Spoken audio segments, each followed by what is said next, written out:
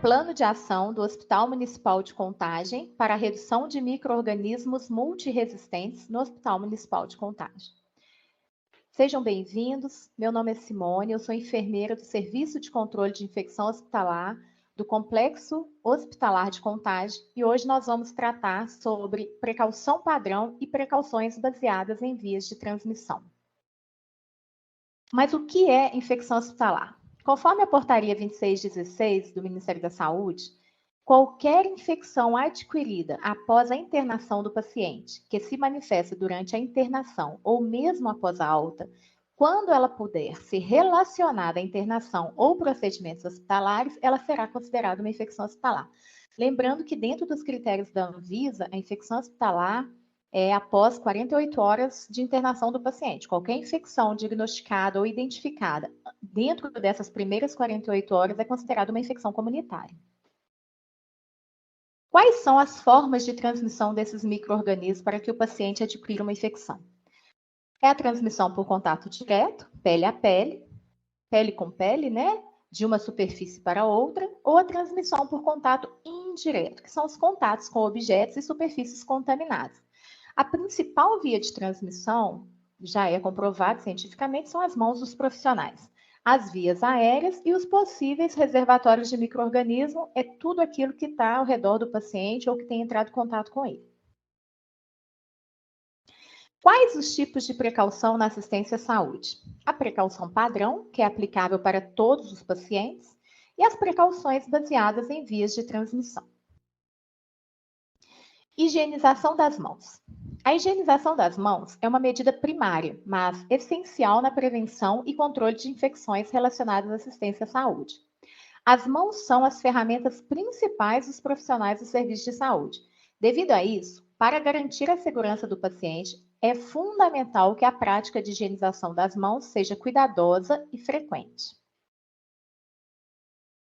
A higienização das mãos, ela deve acontecer nos 5 momentos principais: antes do contato com o paciente, antes da realização de procedimento asséptico, após o risco de exposição a fluidos corporais, após o contato com o paciente e após o contato às áreas próximas ao paciente. Chama atenção para o quinto item, onde a gente normalmente se esquece de que tudo que está ao redor do paciente ou tem entrado em contato com ele está contaminado com os micro-organismos que ele possui. Como acontece a higienização das mãos, né? De acordo com a Anvisa, a higienização das mãos ela acontece um passo a passo, com água e sabonete. Temos também a higienização que pode acontecer com álcool, que você vai seguir o mesmo passo a passo. A princípio, você vai ligar a torneira, colocar o sabão na palma das mãos, friccionar palma com palma, depois você vai friccionar o dorso das suas mãos, interdigitais, né, entre os dedos. Depois você vai limpar o dorso dos dedos na palma das mãos, atentar para os polegares, os 2 polegares. Depois você vai com as unhas na palma da mão. Você vai enxaguar suas mãos, ter acesso ao papel, secar e em posse do papel você fecha a torneira. Ah, mas a torneira daqui não tem sensor. Você vai fazer da melhor forma com que você tem. Você vai usar o papel para fechar a torneira. O papel que você higienizou as mãos, você fecha a torneira, ok?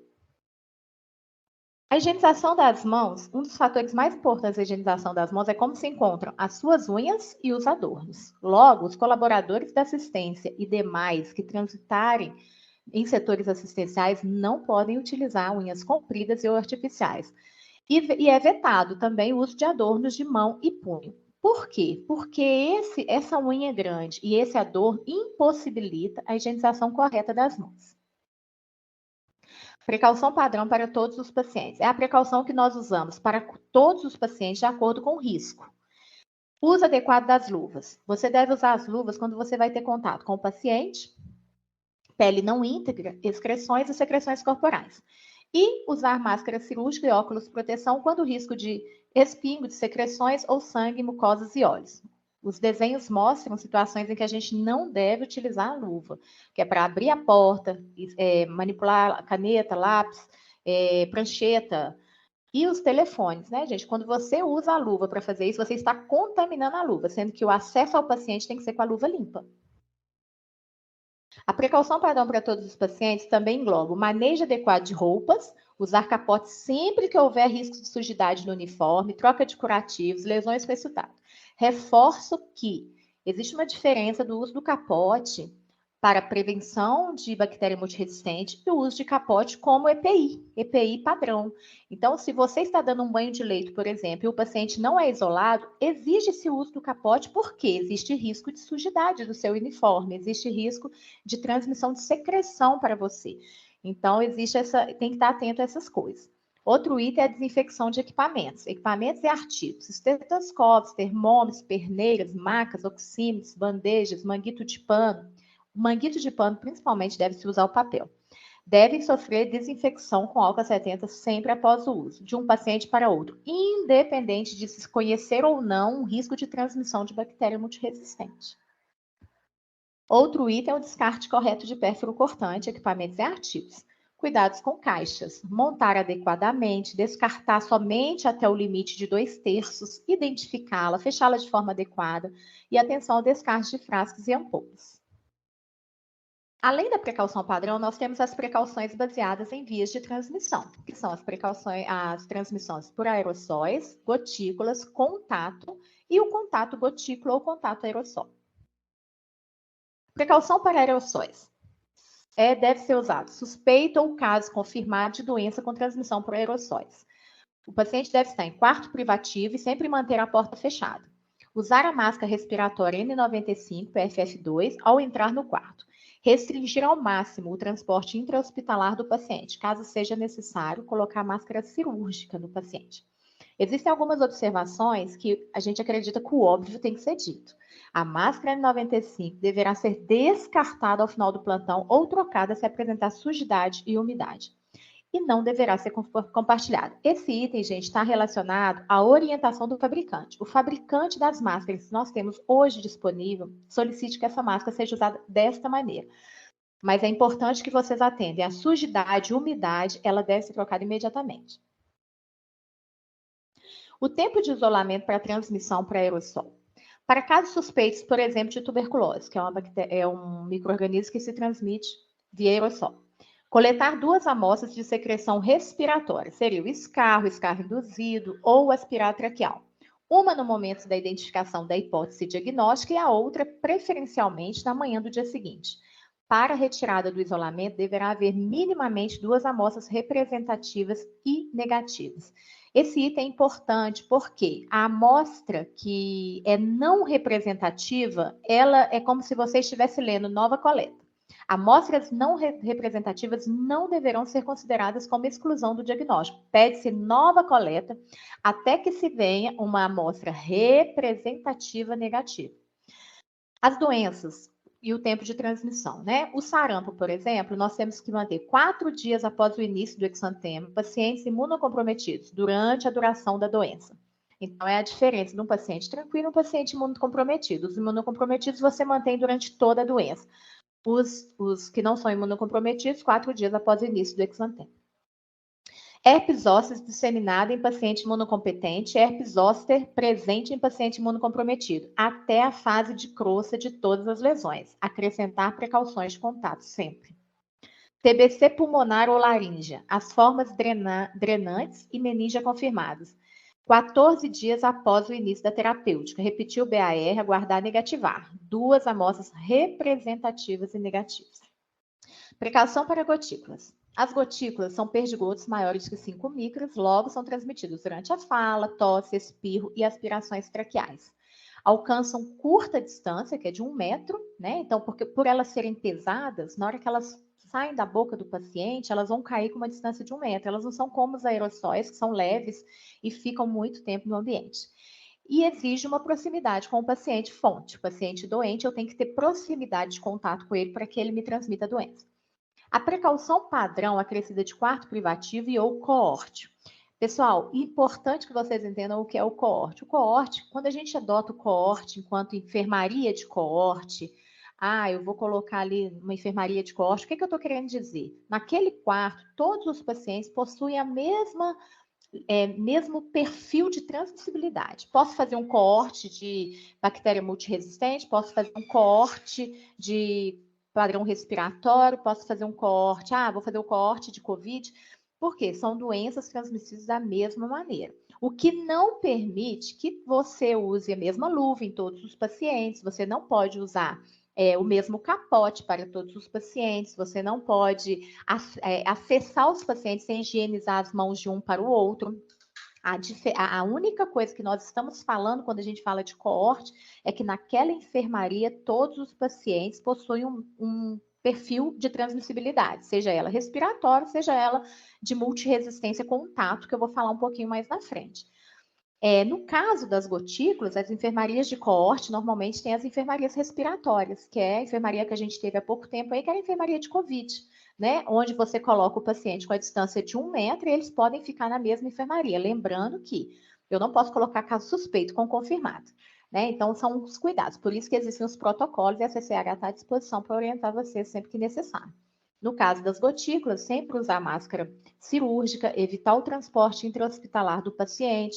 Se necessário o transporte, o paciente deverá usar máscara cirúrgica e o uso da máscara N95 para atendimentos com possibilidade de geração de aerossóis. Lembrando que o fato do paciente não estar entubado e ser uma doença transmissível por gotícula, se ele for fazer uma micro, eu tenho que usar N95. Se ele for fazer uma aspiração, eu preciso estar com N95. Intubação da mesma forma. Por quê? Porque nesses procedimentos nós geramos aerossol e a única máscara que protege contra o aerossol é a N95. O tempo de isolamento para transmissão para gotículas. Meningite, 24 horas de terapia adequada. Coqueluche, até 5 dias para o início da após o início da antibiótico terapia efetiva. Cachumba, até 5 dias após o início do inchaço. Rubéola, até 7 dias após o início do exantema. E gripe por vírus influenza, 7 dias após o início dos sintomas. Precauções de contato. É quando eu tenho uma suspeita ou um caso confirmado de doença ou colonização com transmissão por contato direto ou indireto. Colonização e infecção por patógeno multiresistente. O que eu vou fazer? Eu vou colocar o paciente num quarto privativo, ou em coorte, ou isolamento local. Limitar o transporte se necessário, atenção à contaminação do ambiente e utilizar capote durante o transporte. Neste caso, nós também utilizamos o coorte, como eu disse anteriormente. O paciente com bactéria multiresistente transmissível por contato, ele pode ficar num quarto privativo? Pode. Ele pode ficar numa enfermaria onde os outros pacientes possuem a mesma via de transmissão? Pode. Ou ele pode ficar isolado no leito. Lembrando que o paciente isolado no leito, a bactéria, gente, ela só muda de um paciente para o outro através das nossas mãos ou através do contato indireto. Elas não vão voar de um paciente para outro. Então, o coorte, lembro novamente que o coorte, o paciente vai estar na mesma enfermaria com outros pacientes com bactéria multiresistente. No entanto, isso não me dá o direito de usar os EPIs iguais para todos. Então, o que eu tenho que fazer? O capote de um paciente deve ser trocado sempre que eu for acessar o outro. A luva tem que ser trocada sempre que eu for acessar o outro. Igualmente, higienização frequente, constante e repetidas vezes no contato com os outros pacientes. O fato do paciente estar em coorte não quer dizer que ele não pega mais nada. Significa apenas que eles possuem o mesmo perfil de transmissão, tá bom? Resistência de multiresistência ou resistência de KPC, mas as bactérias são diferentes e a gente precisa tomar cuidado por causa da resistência bacteriana. Quais são as medidas de prevenção? Higienizar as mãos antes e após o contato com o paciente, usar luvas e capote ao contato com o paciente em ambientes próximos aos leitos, que são mobiliário, bomba de infusão, garrafinha do paciente, qualquer coisa que for do paciente, desde a escadinha da cama dele, se você acessar, está contaminado com as bactérias dele. Desinfetar com álcool a 70% objetos contaminados, são os estetos, termômetros, etc. Colocar papel toalha embaixo do aparelho de PA, antes de aferir a PA. E em caso, gente, de contingência, caso seja necessário o uso de capote de tecido, o mesmo deverá ser trocado a cada 12 horas, ou se apresentar umidade ou sujidade. Lembrando que os pacientes com KPC, nós recomendamos que eles tenham aparelhos, tipo aparelho de PA, glicosímetro, todos esses materiais de acesso de prevenção da assistência, separados, tá? A gente entende que se ele for desinfetado, se ele for passado o álcool 70, ele pode ser usado em outro paciente, mas de preferência é bom que você tenha um próprio, só para os pacientes KPC. A desinfecção do leito, responsabilidade da enfermagem compartilhada com a equipe da higienização. Onde que a enfermagem entra? Na desinfecção terminal, bomba de infusão, monitores, suporte de soro. Na desinfecção concorrente, uma vez a cada plantão, é importante que a enfermagem faça a desinfecção da bomba de infusão, dos monitores, do suporte de soro, da cama, do colchão, da mesa de cabeceira, etc. Tudo que o paciente tiver ali, que for de referente à assistência, é de cuidado da enfermagem. Com relação à higienização, a desinfecção terminal vai acontecer no quesito chão e parede, cama, colchão, mesa de cabeceira, beombo. Desinfecção concorrente, retirada de resíduos, chão, maçanetas, interruptores, partes externas dos dispensadores, pia, etc. Tudo isso é de responsabilidade da higienização. Lembrando que, para que a higienização faça bem o seu trabalho, a equipe de enfermagem precisa previamente acessar o box e retirar tudo que tem no leito, no box do paciente, para que, tipo placa de identificação, placa de isolamento, para que a higienização consiga higienizar de forma adequada, principalmente nos quesitos terminais. Tempo de isolamento para contato de transmissão. As bactérias multiresistentes, o nosso paciente aqui no complexo hospitalar, ele deve ficar isolado durante toda a internação. O paciente com bactéria multiresistente não possui suspensão de isolamento. Ele isolou no início da internação, com 2 dias de internação cresceu uma bactéria multiresistente, ele vai ficar até o dia da alta. Nos casos dele ganhar alta com bactéria multiresistente, caso ele seja reinternado, se ele tiver uma bactéria multiresistente, seja ela qual for, nós estamos falando de perfil de resistência, ele volta, se ele voltar até 3 meses depois, ele ainda volta em isolamento. No caso de KPC, que é o perfil de resistência KPC, se ele voltar até 6 meses depois a ser reinternado, ele ainda assim volta em isolamento, ok? Pediculose, piolho, escabiose, sarna, 24 horas após o início da terapêutica adequada. Feridas drenantes, exemplo, abscesso, até que a ferida seja contida por curativo. E no caso das herpes zóster, disseminada em paciente imunocompetente, herpes zóster presente em paciente imunocomprometido, até a fase de crosta de todas as lesões. Acrescentar sempre a precaução por aerossol. Transporte de pacientes em precaução por vias de transmissão. Avisar aos funcionários locais de destino sobre as particularidades do atendimento. As precauções para aerossol e gotículas. Limitar a movimentação e usar máscara cirúrgica no paciente.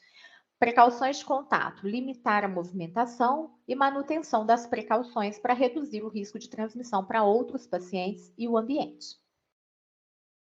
Outros cuidados. Uso de técnicas adequadas e assépticas, abandono de alguns hábitos como morder ponta de caneta, roer as unhas, colocar bandeja de cama do paciente, colocar prancheta na cama do paciente, caneta pendurada no cabelo, cabelo solto, uso do celular durante a assistência, inclusive como termômetro, como lanterna, dentre outros. Importante, a equipe assistencial deverá iniciar o isolamento assim que a suspeita for levantada. Isolamentos deverão sempre ser comunicados diretamente para o NIR e o SCIH. A ficha de notificação compulsória deverá ser preenchida e encaminhada ao NUV sempre que houver um agravo ou uma doença de notificação compulsória.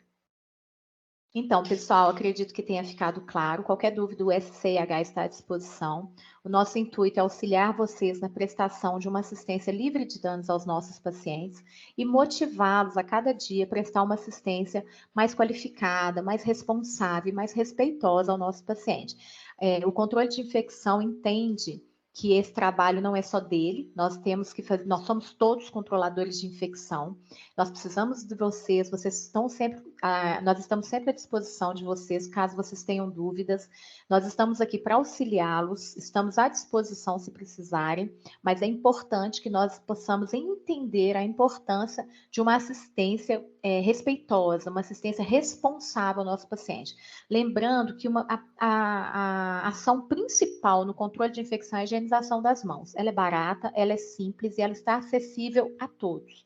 Então, o SCIH está à disposição, nós estamos à disposição de vocês sempre que vocês precisarem e contamos com a cooperação de vocês, porque o nosso foco, o nosso negócio aqui é realmente a assistência ao paciente.